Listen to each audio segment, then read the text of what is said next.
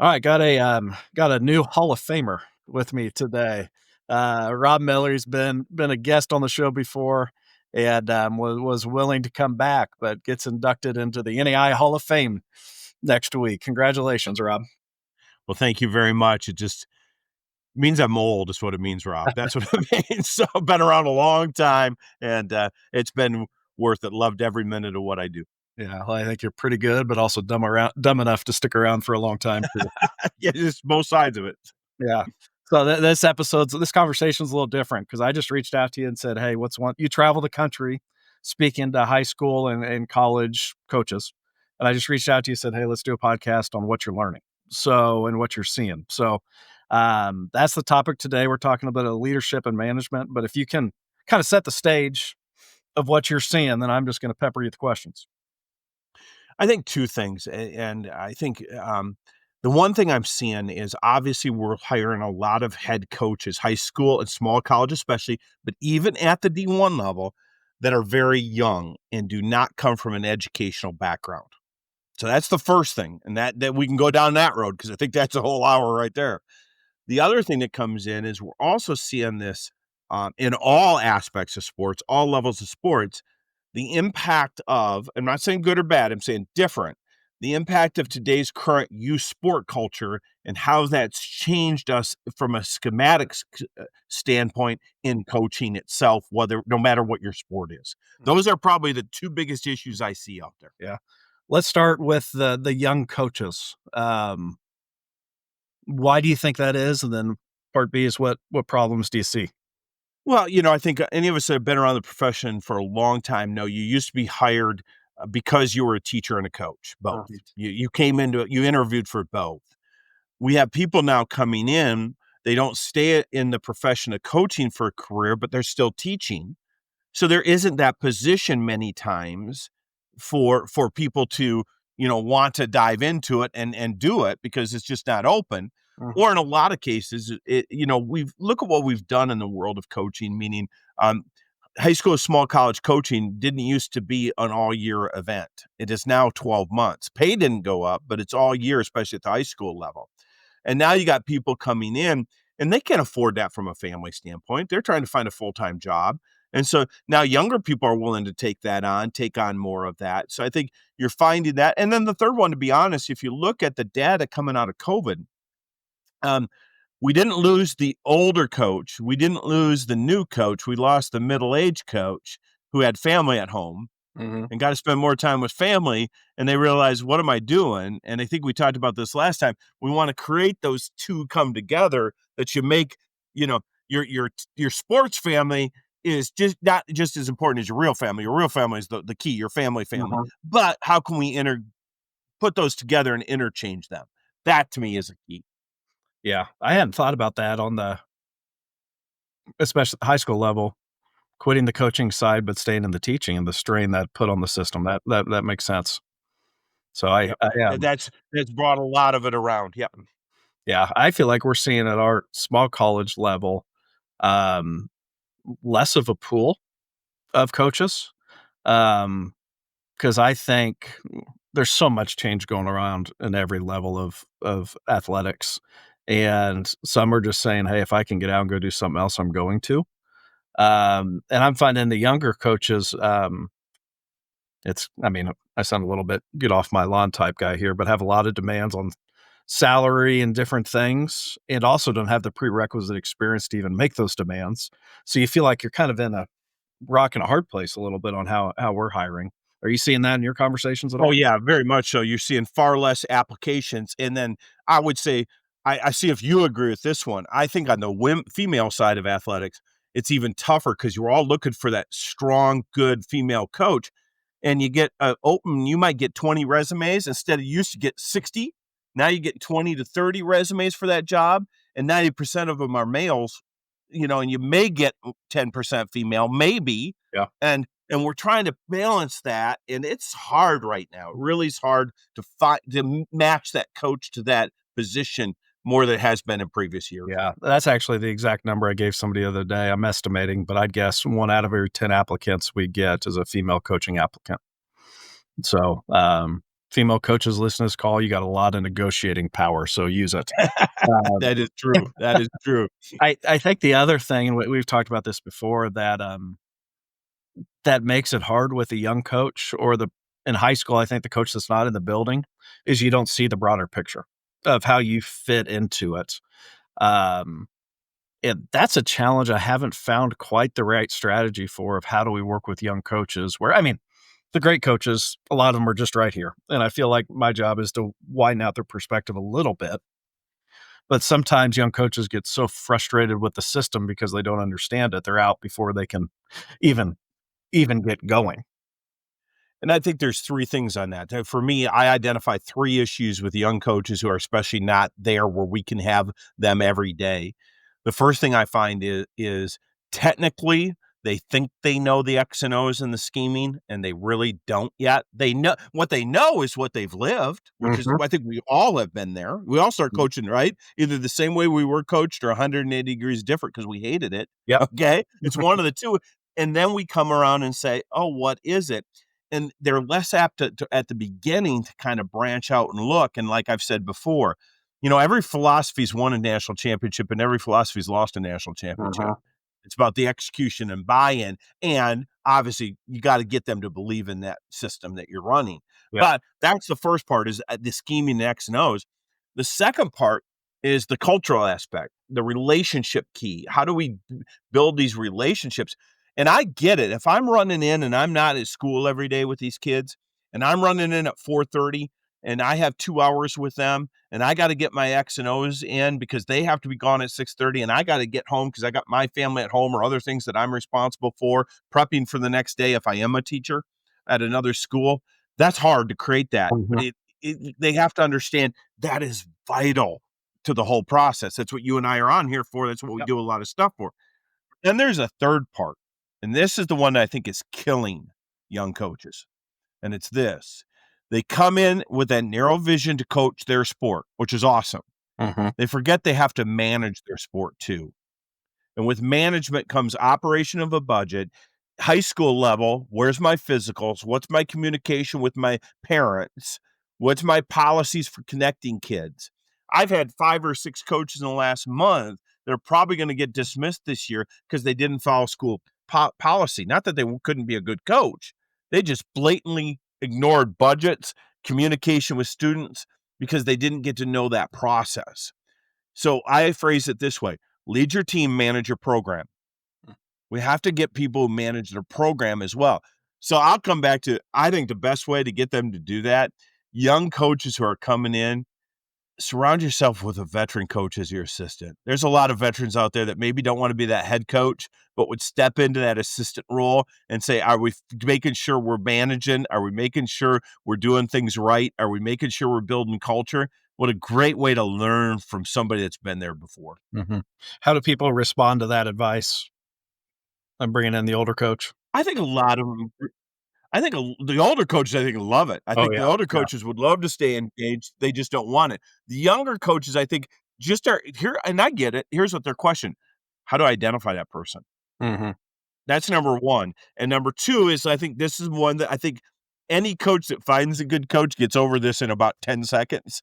But their first thought is, am I giving up control of my program some, is that really going to be the coach? Okay. Mhm. And they worry about that. But within 10 seconds, if you find the right one, you're going, my life just got so much easier. And you know what you can do if you find a good assistant? Go to what you love. Yep. Yeah, it's a scheming because we can take some of that other stuff out to other people. Yeah. So Dustin Gallion, the guy person I do impactful coaching project with, has a saying that I think connects where he's talking about competence and knowing your sport, managing what you're saying. And he said if you're not competent, you either lack wisdom, you can't decide what the material you should know is. You're lazy because you just aren't doing the work. Or his third one is you're fearful and fearful of, especially as a young coach, being found out you may not know it all. And I could see that fear being there, bringing in an older coach and like, oh crap, or is he going to tell the AD I don't know what I'm doing or undercut me or anything like that? And I think if you have an older coach, that guy's living the dream. He's sitting next to you, not having to deal with parents and loving it. But I think that's That's probably right, a real man. thing for some. So, Yep. I think one other thing I think is advice I'd give to a young coach is this. Um, and again, I think this comes with me being older now and go, I don't think I did this when I was younger, but I think it'd be good now. Um, I'm always one is, was I looking to imitate somebody that had done it right? Two, I was looking for advice. I think now in older ages, I'd rather seek wisdom, as you just said. Use that word wisdom. It caught me. I don't want to know what you want me to do. I don't want to know. I don't want to copy what you do. I want to know how you got to where you got. mhm. I may get to a different way as far as my final decision, but what was your process that took me there? And if I could express anything to young coaches is it's the Saban thing, right? Figure out the process. And if you figure out the process, everything else will fall in place. Yep, yep. And, yeah, I feel like that's well said of how did you get there on the process? Because you don't. You also have to be yourself. You gotta figure out what your voice is, and I always tell people the story of my first year in coaching, loved it. I was exhausted at the end of every day because I was trying to be like my high school coach who impacted my life, and on a scale of 1 to 10, he's a 15 extrovert, and I'm not that. So, finding that voice is challenging. My So favorite one was I was at a coaching clinic one time and I coached basketball. And we were there, and it was probably about 300 coaches in a room, and Bobby Cremins was speaking, the former Mhm. Georgia Tech coach. I remember And Bobby gets up there, and he's doing set plays, right? He's doing set plays. And he says, "Well, we do this, and then Kenny does this. We do this, Kenny does this. We do this, Kenny, because Kenny Anderson, right?" Mhm. And one coach raises their hand and said, "None of us in this room have Kenny." And I think we have to remember that. Sometimes if we're talking to somebody, their personnel and talent level may be vastly different than ours. So Mhm. we can't just imitate them, Yeah. but we can figure out their process that may match ours. Mhm. Now, I may edit this out, but it's a good story, so I'm gonna tell it. I was at a baseball coaching convention one year, and Pat Murphy was the coach at Arizona State, Oh, yeah. and, just Yep. an entertainer type guy, but somebody asked him a question on 1st and 3rd defense, and he goes, "Well, I'm the wrong guy to ask 'cause, all I say is Dustin Pedroia, who was a major leaguer, was a shortstop at one point." And he said, "We figured out if we just throw it to our best player, he figures it out. So our rule is throw it to Pedroia." So any issues, throw it to that guy, and he'll figure it out. And I think there's some wisdom probably Hey, in there for coaches. Pat's lived on that for many years Yeah. because Pat used to host us when he was at Notre Dame for the NCCA national tournament. And Uh-huh. you're right. You could just find a cup of coffee, sit down with Pat, and you'll learn a lot in the next hour. There's probably some serious wisdom there. Get out of the way and let your best players go. Yeah, that Yeah, lot of truth to a that lot of one truth right to there. that. So, all right, we'll leave that in. The other one you said, use sports in that system. Talk a little bit more on what you're seeing. Well, I think what we're seeing, you take all the youth sports the way it's run right now and take all the other stuff. And what I mean by that is personal training. Mhm. And I think what high school coaches and college coaches are both facing is this. Our young people are bigger, stronger, and faster than they've ever been. There's no doubt about that. That's fun to coach. But on the other hand, they're less fundamentally sound than they've ever been Mhm. from just a skill set, fundamental set. So why let's talk about why is that? Well, we're in a system right now that people are playing 6, 7, 8 games for every one practice when they should be practicing, 3, 4 times for every one game. And that's especially true in the summer for sports like volleyball, soccer, basketball, baseball, softball. It's what I've said. Football has it good this way. Now, I think the 7-on-7 Yeah. could start impacting that. Okay. But football's always been in that mindset. Once a week, practice hard, da da da da da. Okay. That again, 7-on-7 could change that some. Um, so they're coming to us. Yeah, they play a lot. And I think there's a lot of people out there that say, well, they got to play to learn. Well, not if they don't know. Yeah. And so I think that's adjusted the thought process. And now, to be honest with you, I think what happens is a lot of our coaches are there too. And so our coaches want to come in and teach schemes instead of skills, and they're not going anyplace unless they teach the skills in front of the schemes. So, how do you get over that? And I would say to the young coaches, where I've seen high schools thrive is when they got this great system where the varsity coach is working all the way down into junior high, so everybody knows they're not necessarily doing the same thing. I don't need I don't really care what offense my 6th, 7th grade team's running if I'm the varsity coach, but I want to know they know these 4 or 5 skills. Mm-hmm. Then in 7th grade, let's teach these 2 skills. Then in 8th grade, let's teach these 2 skills. And then together, if we use the same terminology and we're teaching the same fundamental skills, man, we got a distinct advantage by the time they get up to their 10th, 11th, 12th grade years. I think what we're finding is because we're changing coaches a lot at all those levels, there's a disconnect in terminology and skill set. Hmm. And that's impacting a lot of how we have to go about coaching. And a lot of times I think there's a disconnect. I'm telling a kid I think should know that and they don't know that. So I want to immediately get defensive why you don't know that when I got to break it down and teach them that skill. That's what I'm hired for. Teach them that skill. I got to go back to the basics. Yeah. I see a third thing, and I feel like I hear this from our coaches of learning just how to practice and how to work hard in that environment because it can be boring. And kids aren't defiant. It's just so different from all the games they're playing. They've really never learned how to practice. With that, are you hearing that piece too, or do you Yeah, think? I think that's a very true statement, and add to that the fact that their attention span is now with that phone is every 7 seconds, right? So Yeah. so how do we send them? How do we use their technology? How do we keep them engaged? How do we keep teaching them? And that's where I go to even things like, um, I go by a field, youth field, and watch little league softball, little league baseball practice. Guys, you can't sit 10 kids in the outfield when one kid's taking BP. Mm. We have to have games going on all over the place to keep them going on and keep them thinking and keep them moving and keep them going. But you're right on that. The practice situation is huge. I'm glad you brought that to the attention, which is also leading me to another direction that I think it kind of went in my mind and went out of my mind because I'm old. So if I can think about that, I'm going to come back to it in a second. But it is a different environment So, where they're coming from. We have to learn to teach them in that environment. so what do we do? Like, what's your advice to people listening? Like, what's a practical step? Because we talk about this, it feels like a monster of like it's not fixable. But what? No, I think it is fixable. I think we have to do a wonderful job of figuring out not the talent level. I think all of us can look at that. And if you've spent any time in a sport, you can judge talent, and figure it out.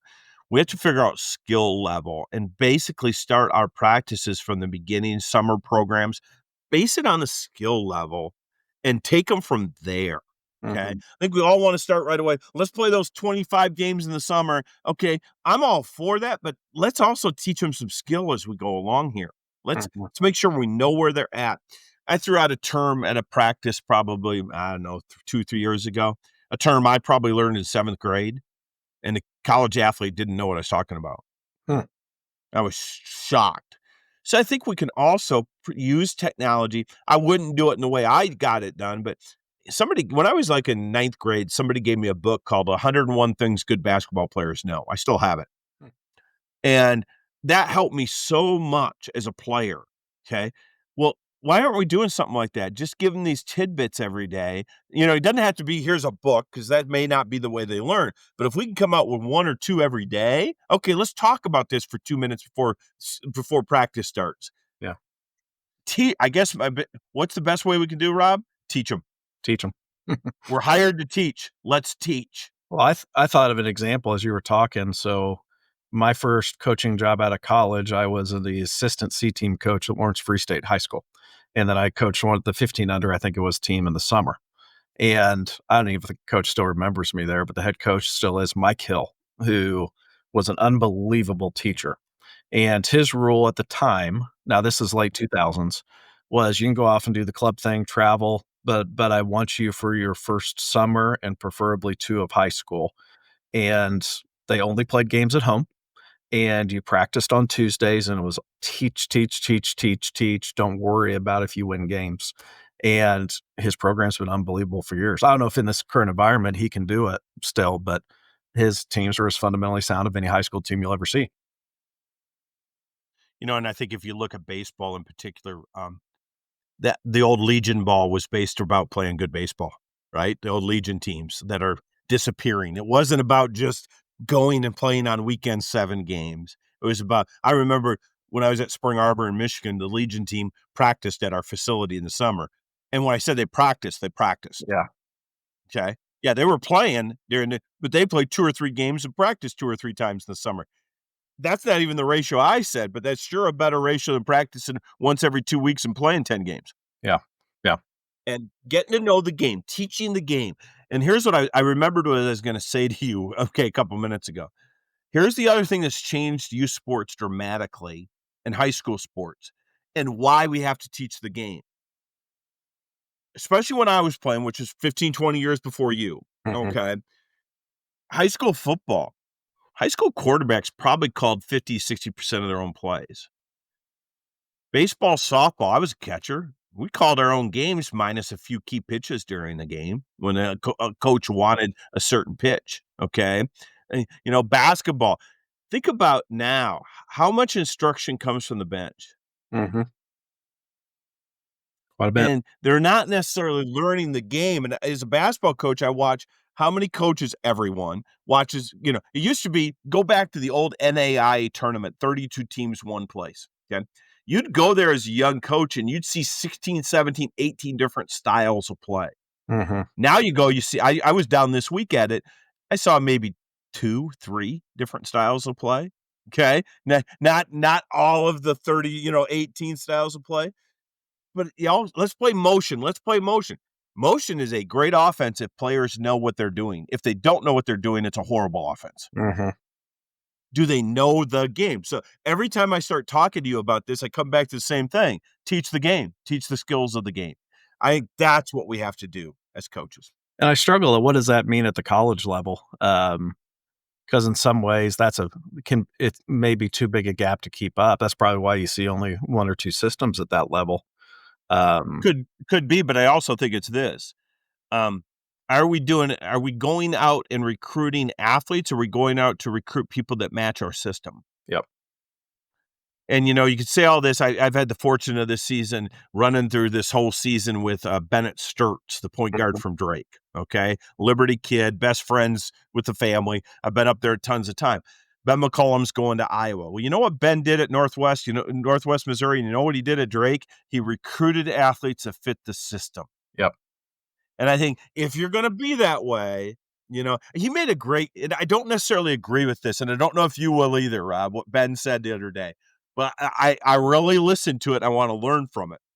He says, I'm not sure how much I can teach culture to my team, but I can bring people in that match the culture for my team. That's an interesting statement. I mean, Yeah. when because I sit here, I talk about teaching culture, and I believe you can, but I also believe in this world when you want to when you need results instantly at the college level, you better recruit people who are mission matches to your culture, to your institution. Yeah. That's a key part of it. Yeah. So I partially agree. I actually That's where I'm at. I partially agree. so when I was coaching, I've always kind of been a data. I'm not good at math, but I'm a data geek. Go figure that out. But I would track how many kids were good fits, essentially meaning wanted the experience the institution had to offer, and we're going to be good-hearted people. And for me as a baseball coach, I thought between 70 to 80% of my roster needed to be good fits, and then the other 20% would adapt to the culture. Um, I think that can vary by sport a little bit. Some sports are easier, but yeah, in principle, I think I agree to him, but I also think you can change. Kids need to be in an environment where the cool thing, the cultural thing is the right thing. That's right. Yeah, it's that old saying, cleaning it up here, that the old saying is, you know, if you have one donkey, you're fine. But if you got 2 or 3, 4 donkeys, you got a donkey farm on the Yep. clean end of it, right? Mhm. And I think I think you nailed it. I think what you said is probably what I was thinking and didn't Yeah. articulate well Well, was I think it can be both. I think it mm, can be both. yeah. Probably at Power 4 schools right now, you got to win instantly. Mhm. Well, You that's better what bring the right matches in. that's what I was about to say it's interesting to look at the top levels, but, let's take Drake again. They had a totally new team, but 4 of their starters had been with the head coach for 4 years. Yep. I was looking at we lost in the second round of the NEI men's basketball tournament this year, so I was kinda glued in the whole time, and, I looked at the rosters of the Sweet 16, and the 2 teams that made it to the finals had a lot of guys that had been there 3 or 4 years. They had stuck around in the system, learned to play together, learned to play a style. I don't, at our level, see the transfer dominant teams. They're examples, but I think the more typical of what's winning is kids that stick around, stay at the same Yeah, place. I agree with you. Watching those 2 teams on the men's side, exactly that, right? They both had the style that fit them well. It's a really good point. Really good point. Yeah. Well, any final thoughts? Yeah, I think this one, I'm gonna add this in because I've been preaching today about being a teacher, Mhm. okay? And one thing in the last month that has bothered me, watching some basketball, I've been to a lot of high school and college games this year, probably more than I've been in years. Um, Coaches, if you really want your team to bounce up, if you wanna really coach a good culture and a good team, keep coaching. Mhm. And what I mean by that is I'm very frustrated seeing when the game is out of hand, coaches sit down and quit coaching kids that go in the game at the end. Hmm. Keep coaching that game. I was so happy there days watching the tournament, the NCAA tournament, and I was watching Creighton. I just happen to like Creighton. I like Coach McDermott. And they were losing by 15 or 16 points in the last couple minutes. He coached the very last second. And I thought to myself, maybe that's why I really like him. Okay. It's because you don't just coach when you're winning, Hmm. you're teaching the game. So you coach to the end. I'll put a caveat in there, in my opinion. Unless you're in an emotional place where you're gonna lose your mind, then just sit down and shut up. Yeah. Yeah. Yeah. Yeah. That's right. Yeah. But that means I don't think you're coaching if you've lost your mind, right? Yeah, You have, you're not coaching anymore, anyways. don't take it out on the last 5 guys on the bench that are That's right. getting their That's time. right. Yeah. Yeah. Coach, coach, Coach. Yep, coach. Yep. cool. Well, Rob, thank you. Let's do it again, and, we're recording this the week before the NAI convention, so when we put this out, you'll be an inducted Hall of Fame member, so congratulations again. What kind of benefits come with that? No, just kidding.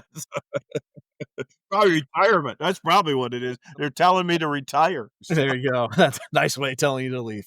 That's right. Alright, well, have a great day. Thanks, Rob. Always appreciate it.